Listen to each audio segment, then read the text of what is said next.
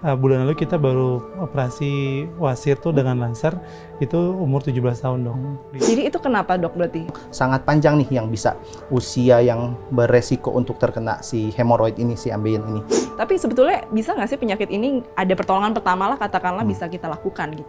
Jadi ngerasa kalau sudah tindakan wasir selesai, kelar wasirnya ya, tapi harus dijaga lagi sih. Semakin dibiarkan akan semakin banyak keluhan dan bisa tambah repot nih, tambah macem-macem. Biasa kan kambuh lagi betul, tapi Hai Sobat Nunggu Sunset dimanapun kalian berada, welcome to Media Indonesia YouTube channel di program Nunggu Sunset. Kali ini kita akan membahas seputar kesehatan, salah satu penyakit yang mungkin sering dialami oleh banyak orang nih, ketidaknyamanan saat duduk gitu atau beraktivitas sehari-hari, dan yang jelas penyakit ini jangan diabaikan deh, kalau diabaikan tentu resikonya juga membahayakan. Seperti apa bahayanya? Maka itu hadir bersama saya hari ini Dr. Lilian dari Vena Wasir Center sebagai spesialis bedah ya dok ya? Ya. Apa kabar dokter? Kabar baik, terima kasih. Mbak Astri, Oke. gimana kabarnya? Baik, dokter. Terima kasih dan juga Pak Oman. Yes. Apa kabar Pak? alhamdulillah sehat. Pak Oman ini selaku Direktur Bisnis dan Operasional Vena Wasir Center. Betul. Ya, baik. Kita hari ini akan berbicara tentang wasir atau yang lebih sering disebut ambeien. Sebelum kita mengulik lebih jauh seputar wasir, mungkin bisa dijelasin dulu nih dok, wasir atau yang sering disebut ambeien ini apa dan juga seperti apa di gejala-gejalanya? Oke, jadi penyakit hemoroid atau yang biasa masyarakat kita nyebut ambeien atau wasir sebenarnya sama. Ya, nah tapi pada dasarnya hemoroid itu sendiri adalah bagian dari saluran di anus, ya. Jadi bagian akhir dari saluran cerna kita. Nah, kemudian di bagian akhir itu ada bantalan. Bantalan ini merupakan bagian dari mekanisme anus untuk sistem katup di anusnya. Nah, si bantalan ini berisi salah satunya itu jaringan pembuluh darah. Nah, karena berbagai macam faktor yang terjadi, proses yang terjadi, bantalan pembuluh darah ini mengalami pelebaran, penebalan, pembesaran, sampai akhirnya menjadi benjolan. Nah, proses ini melahirkan keluhan, memberikan keluhan pada pasien. Nah, itulah yang kita kenal sebagai penyakit hemoroid atau ambeien atau wasir. Nah, gejalanya sendiri bervariasi nih, dari yang paling ringan, mulai dari kayak tadi Mbak Astri bilang, duduk nggak nyaman, mulai merasa, aduh nggak betah, duduk lama, kayak gitu. Atau kemudian mulai ada rasa gatal, sampai lebih berat lagi, mulai timbul rasa sakit di anusnya saat duduk terutama, atau saat tertekan, ya. Kalau lebih berat lagi, mulai lebih jelas nih gejalanya, mulai timbul benjolan atau bahkan BAB disertai darah. Itu beberapa gejala yang khas sih pada wasir. Oke, itu sebetulnya apa sih dok pemicunya bisa mendapat gejala demikian? Sebenarnya penelitiannya masih terus berkembang nih. Ahli-ahli belum ada yang sepakat bagaimana yang terjadinya. Tetapi memang ada beberapa kata kuncinya dalam proses bahwa terjadi peningkatan tekanan di rektumnya, di saluran anusnya itu. Nah, peningkatan tekanan itu bisa dipicu oleh berbagai faktor dari kita sendiri. Misalnya salah satunya pola defekasi atau kebiasaan BAB kita seperti apa. Nah, yang dimaksud adalah satu, kebiasaan BAB bahwa BAB-nya ngedennya lama. Ya, atau yang BAB-nya justru jarang, jadi ketika sekalinya BAB malah keras kotorannya, menyebabkan perlu usaha yang lebih nih dari si saluran anus itu untuk berusaha mengeluarkan kotoran. Itu berkaitan dengan pola BAB. Ada juga berkaitan dengan pola aktivitas. Ya, kebiasaan bahwa orang kantoran sering duduk, kurang aktivitas, duduk lama atau berdiri terlalu lama, sehingga terjadi penumpukan aliran darah di bagian anus, bagian ujung itu, bagian akhir saluran cerna. Akhirnya pembuluh darah di situ menjadi melebar. Selain itu juga ada faktor genetik. Jadi pada orang-orang tertentu ada kecenderungan bahwa jaringan ikat di sekitar situ lebih longgar sehingga pembuluh darahnya lebih menonjol. Nah, dan juga yang nggak kalah penting, salah satu faktor yang paling sering dan kita paling abai adalah faktor diet.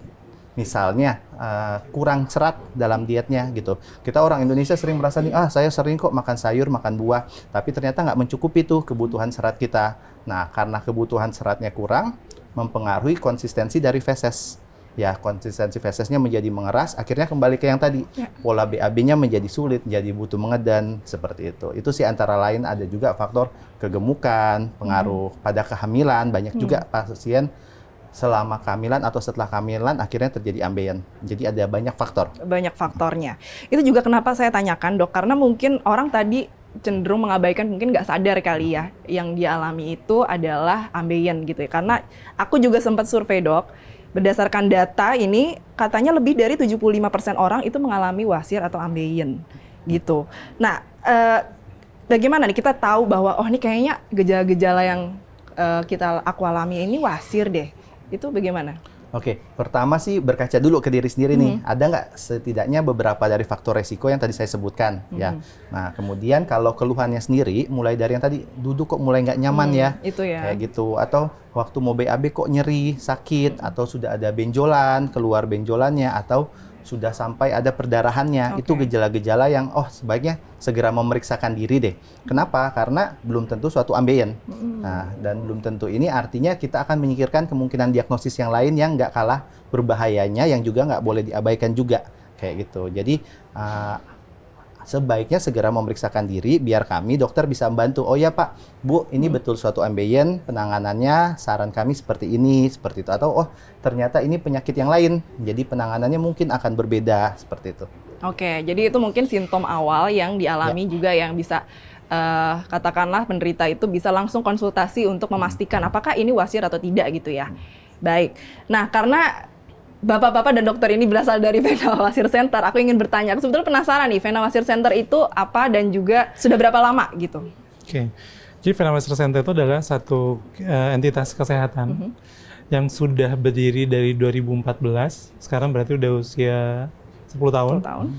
Dan kami memang fokus di penanganan penyakit untuk anorektal.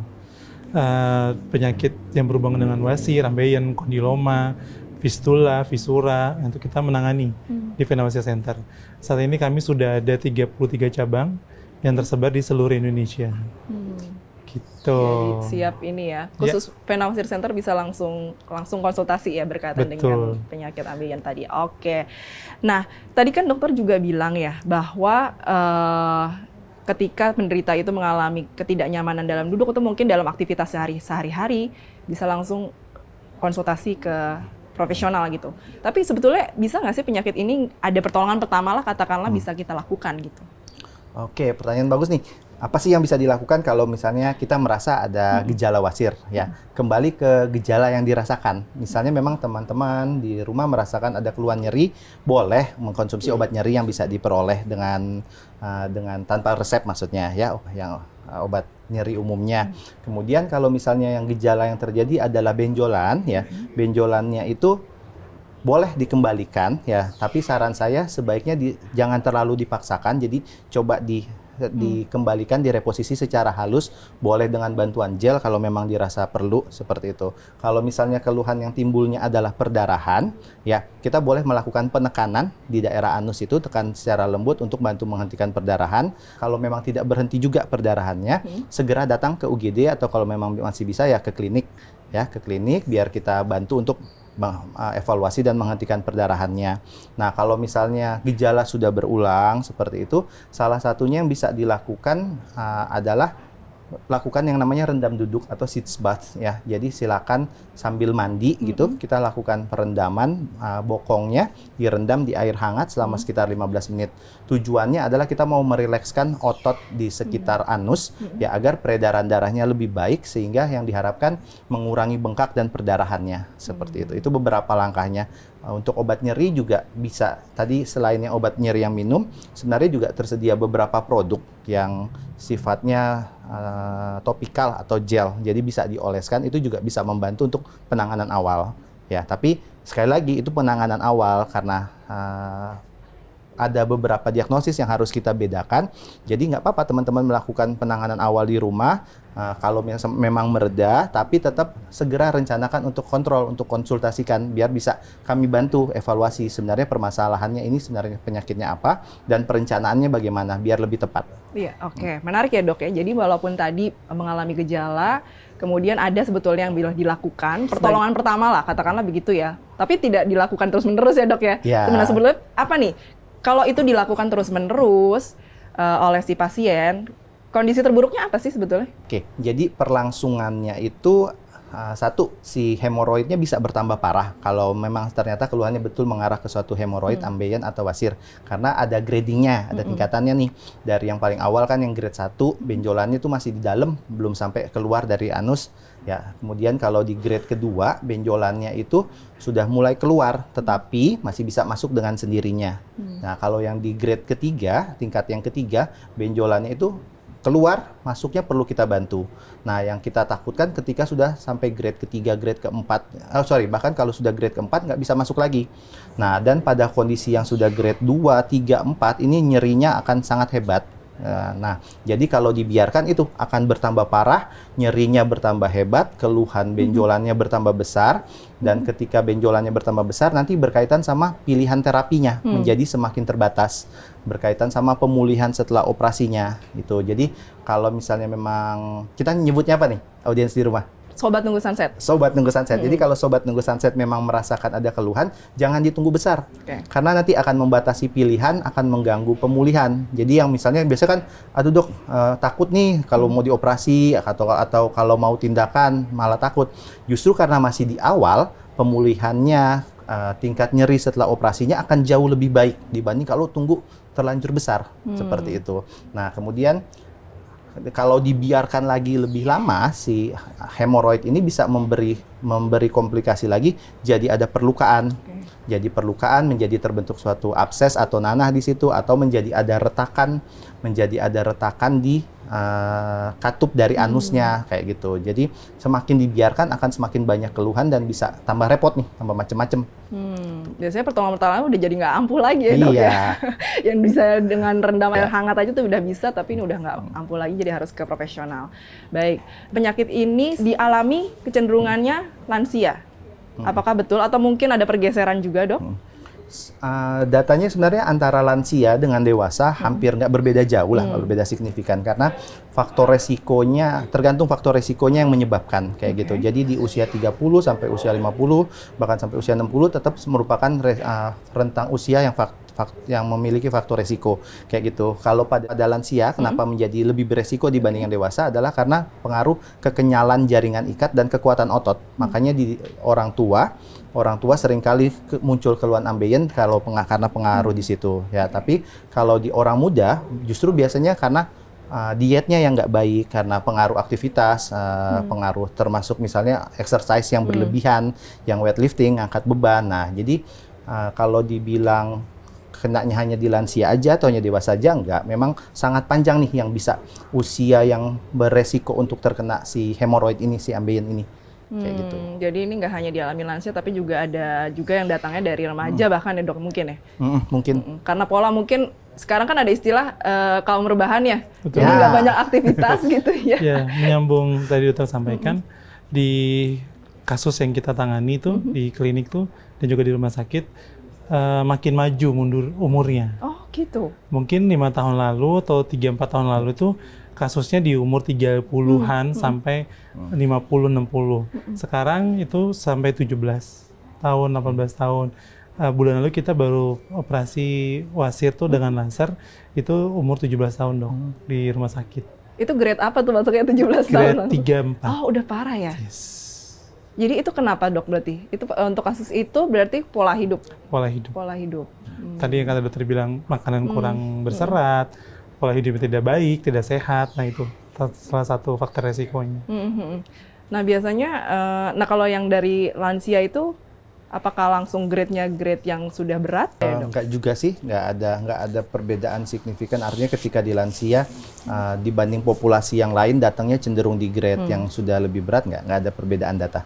Oke. Sekarang kita masuk ke penanganan nih dok. Mungkin ada keterbaruan juga dari sisi teknologi ya. Kalau dulu kan konvensional mungkin dibedah begitu. Nah kalau di Vena Wasir Center seperti apa? Ya kalau di Vena Wasir Center itu bedanya dengan klinik lain. Kami mengembangkan terlebih dahulu metode laser di Indonesia untuk hemoroid. Kami sudah kembangkan ini sekitar 3-4 tahunan inilah kita kembangkan, dan alhamdulillah diterima di masyarakat Indonesia karena berbeda dengan konvensional. Jadi kami pun selain laser untuk hemoroid, kami juga ada radiofrekuensi dan juga WLC. Nah 3 metode ini yang memang lumayan menjawab keraguan masyarakat untuk pengobatan wasir ataupun ambeien. Karena kan terkenalnya seperti momok ya pengobatan ini, karena sakitnya minta ampun tuh after tindakannya. Nah kalau dengan metode yang terbaru ini ya bisa lebih meringankan dan juga lebih cepat penyembuhan. Oke. Kalau perbedaan dengan konvensional seperti apa, dokter? Sebenarnya konvensional yang dimaksud apa nih? Mungkin operasi Ya, operasi standar dengan pisau gitu ya. Karena saya mundur sedikit dulu, karena pada dasarnya pengobatan hemoroid itu memang kita bagi berdasarkan grade-nya. Ya, pada derajat awal, derajat ringan, grade 1 itu bisa ada pemulihan dengan adanya perubahan gaya hidup, ya semua yang faktor resikonya itu kita berusaha perbaiki, kemudian dengan obat-obatan. Ya pada grade 1 dengan 2 tahapannya itu. Nah, jadi maksudnya biar memperjelas dulu yang dimaksud konvensional apa nih. Nah, pada grade 1 harusnya dengan perubahan itu diharapkan sekitar 3-6 bulan ada perbaikan. Nah, tapi kalau ternyata penyakitnya terus berprogres, terus berkembang, keluhannya semakin marak, ya semakin hebat, berarti gagal nih. Nah, itu perlu memerlukan tindakan. Nah, kemudian tindakannya sendiri biasanya kita bagi menjadi tindakan pembedahan atau tindakan istilahnya tindakan office atau prosedur di office atau prosedur di klinik. Nah, mungkin yang dimaksud tindakan standar ini yang konvensional ini yang memerlukan tindakan sampai pembedahan. Nah, kalau di vena wasir sendiri kita melakukan yang opsi-opsi yang cukup dengan rawat jalan. Jadi cukup tindakan di klinik ya. Harapannya apa? Harapannya biar pemulihannya lebih cepat. Kemudian dari respon nyerinya lebih ringan, respon nyerinya yang minimal, jadi pemulihan lebih cepat, teman-teman pasien bisa segera kembali beraktivitas, kembali ke pekerjaannya, seperti itu. Nah, kalau dengan tindakan standar atau yang tadi disebut konvensional, dengan pembedahan, itu lebih lama, karena akan menunggu proses penyembuhan lukanya, kemudian yang selalu menjadi, seperti Pak Oman bilang tadi, momok di pasien, adalah nyerinya yang luar biasa, seperti itu. Ya. Oke, jadi dengan metode yang dilakukan Vena Wasir Center tuh udah langsung bisa beraktivitas. Betul. Itu cepat ya, Pak Oman ya Cepat untuk sekali. Jadi prosedur ya? after tindakan, biasanya tindakan tuh nggak sampai 1 jam ya dok. Tindakan nggak sampai 1 jam, paling 30 menit lah. Habis itu paling recovery-nya itu paling observasi 2 jam maksimal. Habis itu pasti bisa pulang tanpa rawat inap. Jadi bisa langsung besok kalaupun kerja ya bisa langsung aktivitas lagi kalau untuk pakai laser ya. Mungkin kalau untuk radiofrekuensi perlu istirahat 2-3 hari lah ya dok. Tapi itu tadi ya, kalau untuk yang laser itu emang untuk ditujukan ke grade yang sudah serius tadi ya dok ya? Sebenarnya justru laser itu paling efektif, angka keberhasilan itu pada grade 2 atau 3. Itu yang tadi saya maksud, kalau teman-teman takut untuk operasi, akhirnya datang ke kita udah yang berat, laser menjadi kurang efektif. Seperti itu. Jadi justru karena pilihan terapi yang paling tidak nyeri, yang efektivitasnya bagus, ini justru di grade awal, jangan ditunggu sampai berat. Kayak gitu. Karena kalau di berat, kami akan menyarankan tindakan, prosedur maupun alat yang berbeda, ataupun kombinasi beberapa tindakan atau beberapa alat. Seperti itu. Kalau dikatakan komplikasi itu seperti apa sih dok? Nah, ini nih yang seru. Komplikasi itu karena kadang suka nggak sama nih pemahaman antara si dokternya, antara kita tenaga kesehatannya sama si pasien. Sebenarnya arti komplikasi itu hal-hal yang menyulitkan pada pasien itu. Jadi komplikasi itu misalnya kita ada penyakit yang lain, itu ya komplikasi. Tapi kadang juga akhirnya yang umum kita pahami bersama, komplikasi itu kelanjutan dari penyakitnya, kayak gitu. Nah, kalau pada hemoroid, salah satu kelanjutannya ya tadi itu, kalau misalnya dibiarkan terus-menerus ya perdarahannya hebat, nyerinya hebat, atau kalau luka si hemoroidnya, benjolannya itu sudah menjadi luka, lukanya bisa berkembang menjadi abses ataupun suatu fisura atau suatu fistel, seperti itu. Oke, jadi nanti dilihat dulu ya dia kondisinya seperti apa, dan kemungkinan juga bisa dikombinasi untuk ya, prosedur dan alatnya ya. Oke. Nah, kalau misalnya si pasien ini ingin konsultasi itu kemana Pak Oman? Langsung aja ke Vena Wasir Center. Atau jadi ada ya websitenya ya? Ada websitenya, dan juga ada nomor call center kita tuh. Baik. Nggak ada di sini, ada. Oh, ada di situ. 0811 953 kali 100. Oke, jadi di situ ketika nanti ada yang menghubungi, layanan medis yang disediakan apa? Seperti apa? Tim kita tuh bisa sampai konsultasi ke pasien itu, pasien bisa menunjukkan grade-nya, di foto dikirimkan ke call center kita. Nah, jadi sampai kayak telemedicine sih sebenarnya. Jadi screening awal bisa dilakukan lebih awal ya? Tapi untuk pastinya pasti kami akan menyarankan ke kliniknya kita. Jadi venous center itu tidak hanya di klinik, karena kan pasien ada tergantung kenyamanan pasiennya. Ada yang mau di rumah sakit, ada yang di klinik, kita pun sudah ada kerjasama dengan beberapa rumah sakit di Indonesia. Gitu. Oke. Nah, mungkin ini yang menarik juga yang sering ditanyakan, Dok. Soal biaya pelayanan. Oke, kalau harga pelayanan sendiri memang bervariasi ya, bervariatif banget ya. Kalau untuk di klinik kita itu, kalau untuk harga laser sendiri, itu kisaran 35 juta. 35 juta sampai kadang ada yang 45 juta, tapi itu belum diskon. Kadang kalau diskon tuh bisa sampai sekitar 30-an atau 28 lah kalau udah diskon. Itu di klinik kita. Jadi itu untuk laser, dan satu lagi untuk radiofrekuensi, itu kisaran harganya bisa di angka 9 sampai 15 juta. Gitu. Oke, jadi nanti akan appointment ya biasanya ya? Yes, Appointment dengan appointment. dokternya di kliniknya, lalu kemudian ada penanganan yang bisa janjian lebih lanjut. Oke, nah kan sebetulnya lebih baik mencegah ya dok ya, Pak Oman, daripada mengobati. Apa nih catatan yang ingin disampaikan kepada Sobat Nunggu Sunset? Oke. Kembali ke faktor-faktor resiko tadi ya. Jadi ada beberapa faktor resiko itu yang sangat bisa kita ubah. Ya, utamanya yang berkaitan sama gaya hidup nih. Ya, misalnya satu tadi kebiasaan mager. Ya, jadi saya mengajak teman-teman semua untuk nggak boleh sampai mager, kita tetap harus berolahraga. Kemudian kalau misalnya berkaitan sama kerja, memang kerjanya mengharuskan duduk atau berdiri dalam jangka waktu lama, diusahakan sekitar 45 menit sekali itu harus bergerak. Ya, itu. Nah, kemudian kalau olahraga juga harus, ya terutama senam yang menguatkan otot dasar panggul seperti itu. Jadi kalau lagi ngetren nih cewek-cewek pada pilates, itu bagus loh. Salah satunya yang bagus untuk membantu mencegah. Nah, itu berkaitan sama aktivitas fisik. Kalau untuk makanan, ya salah satu kata kuncinya adalah cukupi serat. Cukupi serat. Rekomendasinya adalah sekitar 25 sampai 35 gram sehari. Kalau bingung itu seberapa, banyak ternyata. Kadang saya juga ngerasa, wah serat saya nggak cukup nih. Ternyata butuhnya 25 sampai 35 gram. Kalau kita konversi ke porsi, sebenarnya setiap kali makan sekitar 1 mangkok tuh kalau dedaunan hijau kayak gitu. Atau kalau misalnya teman-teman nggak terlalu suka sayur, ya konsumsi dari buah. Ya, cuma memang ada beberapa buah yang disarankan untuk dihindari, terutama yang membuat suasana di feses menjadi asam. Ya, seperti salak, nanas, seperti itu, karena akan mengiritasi saluran anusnya, kayak gitu. Tapi tetap usaha penuhi buah dan sayur, usaha penuhi serat.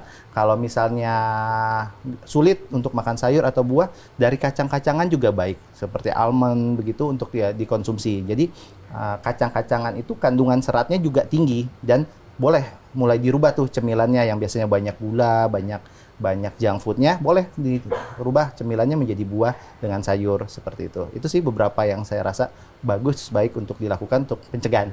Oke, jadi olahraga dan juga menjaga pola makan juga ya dok ya. Oke, baik. Mungkin ini sedikit refreshing ya, Pak Oman dan juga dokter. Kita ada mitos atau fakta, ada games lah. Games. Ada pertanyaan, jadi nanti bisa dijawab apakah ini mitos. Kalau mitos nanti bisa diterangkan ya bagaimana, dan fakta lalu seperti apa faktanya. Oke, mitos atau fakta, semua benjolan di sekitar anus itu adalah wasir. Mitos atau fakta, semua benjolan di sekitar anus adalah wasir. Mitos, karena nggak cuma wasir, ya ada beberapa diagnosis yang lain. Misalnya ada benjolannya ternyata isinya nanah atau kita kenal sebagai abses. Ya, atau ternyata benjolannya ini adalah dalam tanda kutip daging tumbuh yang bertangkai. Itu kita kenal sebagai polip. Ya, atau yang lebih serem lagi, ternyata benjolannya mengarah ke suatu keganasan, suatu kanker. Ya, jadi nggak melulu keluhan benjolan di sekitar anus merupakan hemoroid. Nah, itu kenapa perlu memeriksakan diri tuh, biar kami bisa bantu mengevaluasi, bisa kita arahkan perlu pemeriksaan maupun tindakan lanjutannya. Oke, baik. Kemudian yang kedua, mitos atau fakta, wasir selalu menyebabkan rasa sakit. Mitos atau fakta selalu menyebabkan rasa sakit? Mitos, karena kenyataannya keluhannya nggak, apalagi pada tahap awal itu nggak langsung nyeri. Ya, mulai dari rasa tidak nyaman saat duduk, rasa gatal di sekitar anus, itu sudah bisa jadi suatu pertanda awal menuju ke arah diagnosis hemoroid atau wasir. Oke, kita lanjut. Mitos atau fakta, wasir hanya terjadi pada orang yang mengalami sembelit.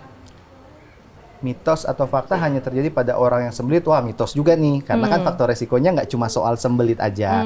Kadang ada juga yang BAB-nya lancar, BAB-nya bagus setiap hari, bisa dengan baik gitu. Pola mengedarnya baik, tapi tetap saja mengalami. Karena kan tadi ada faktor resiko yang lain, yang bawaan gitu misalnya. Atau berkaitan dengan kehamilannya misalnya. Jadi nggak cuma melulu pada orang yang sembelit. Ya, tapi memang kalau yang udah sembelit harus lebih waspada. Oke, baik. Mitos atau fakta, Dok, wasir bisa menyebabkan kanker? Mitos atau fakta, wasir bisa menyebabkan kanker. Oke, sejauh ini datanya nggak menunjukkan bahwa ketika kita mengalami hemoroid itu berubah menjadi kanker. Enggak. Tetapi, wasir yang dibiarkan dalam jangka waktu lama merupakan faktor resiko. Ya, jadi orang yang mengalami wasir itu punya faktor resiko untuk mengalami kanker anorektal, kanker di sekitar anus itu iya. Tetapi sekali lagi harus dibedakan nih, bukan berarti kalau wasir pasti menjadi suatu kanker, enggak. Tetapi wasir merupakan salah satu faktor resiko. Jadi artinya orang yang pernah kena wasir, terutama kalau tidak ditangani, itu merupakan salah satu faktor resiko untuk menjadi suatu kanker. Oke, baik. Kemudian mitos atau fakta, wasir bisa sembuh sepenuhnya tanpa kambuh? Bisa pada grade awal, jadi merupakan fakta ya, terutama kalau grade awal ya. Grade awal ya. Bisa kambuh, bisa pulih lagi, terutama kalau pada grade awal dan dilakukan tuh yang perubahan gaya hidupnya, perubahan makannya itu dilakukan bisa pulih. Aku jadi penasaran, di Vena Wasir Center kebanyakan kambuh atau pasiennya udah mengerti, Dok, udah paham nih? Biasanya yang sudah datang ke kita tuh kasus-kasusnya sudah grade 3, 4. Grade 2 juga ada. Nah, kita tuh pasien datang ke kita treatment dulu dan juga kita evaluasi. Tidak langsung semerta-merta, pasien datang langsung tindakan, tidak. Biasanya kita akan treatment pasiennya, kalau pasiennya baru gejala 1 dan 2, dan masih bisa diedukasi pasien untuk merubah pola hidup, ya kita coba treatment sebulan sampai 3 bulan. Dia suruh kontrol balik ke kita, baru lihat kalau misalkan sudah sembuh, ya sudah, ngapain tindakan lagi. Gitu. Begitupun tadi yang kambuh ya, Dok. Kalau kambuh itu ketika sudah ditindak di kita, biasa kan kambuh lagi, betul. Tapi mungkin bukan di titik yang sama ya, Dok ya. Karena sudah selesai, sudah ditindak. Itu bisa cikal bakal karena dia tidak menjaga pola hidup makannya tadi, tidak cukup serat lagi, gitu. Di titik yang berbeda? Yes. Oh, oke. Jadi emang potensi kambuh iya, tetapi di titik yang berbeda ya, Dok? Oke, mungkin saya jelaskan sedikit ya. Jadi secara anatomisnya atau secara ilmunya, klasiknya, si pembuluh darah hemoroidnya ini itu umumnya berada di 3 titik. Ya, di arah jam 3, arah jam 7, dan arah jam 11. Nah, waktu datang ke kita kan belum tahu nih posisi yang menjadi benjolan itu di arah yang sebelah mana. Ya, kayak begitu. Jadi seharusnya kalau kita sudah melakukan penanganan di ketiga titik itu, resiko kekambuhan menjadi kecil. Ya, tetapi tetap saja bisa terjadi. Tetap saja bisa terjadi, apapun metodenya tetap saja bisa terjadi kekambuhan, kayak begitu. Nah, yang tadi Pak Oman maksud itu misalnya ternyata yang saat ini datang itu karena pembesarannya misalnya di arah yang jam 3 nih, yang jam 7 dan jam 11 saat itu baik-baik saja, tetapi karena pasiennya tidak mematuhi, tidak melakukan yang tadi perlu dilakukan, yang untuk pencegahannya, perubahan gaya hidup, diet, dan lain-lain itu, nah bisa saja yang kambuh sebenarnya posisi pembuluh darah yang lain, itu maksudnya. Oke, baik. Jadi emang harus udah sembuh, harus dibenerin juga ya pola hidupnya, jangan berhenti di situ ya. Jangan ngerasa kalau sudah tindakan wasir selesai, kelar wasirnya, ya tapi harus dijaga lagi sih. Oke. Apalagi ada potensi yang turunan ya, Dok ya, penyakit turunan itu juga ya? Iya, bisa saja ada gennya itu Genetik. Kecenderungan untuk mengalami ada. Ya, oke, baik, Dokter Rilian, dan makasih juga Pak Oman atas pencerahannya. Kita semakin ngerti tadi udah dijelaskan juga gejala-gejalanya seperti apa. Jadi mungkin Sobat Tunggu Sunset yang mengalami ada gangguan di saluran pencernaan, dan kemudian juga dijelaskan juga solusinya seperti apa. Itu juga sudah disampaikan juga oleh Pak Oman. Silahkan kalau misalnya ada keluhan bisa langsung ya, Pak Oman ya, langsung konsultasi di Vena Wasir Center. Konsultasi ke klinik dong. Ke klinik dulu ya, jadi nanti bisa langsung ke klinik-klinik yang terdekat lah ya dengan pasien. Baik, Sobat Tunggu Sunset, demikian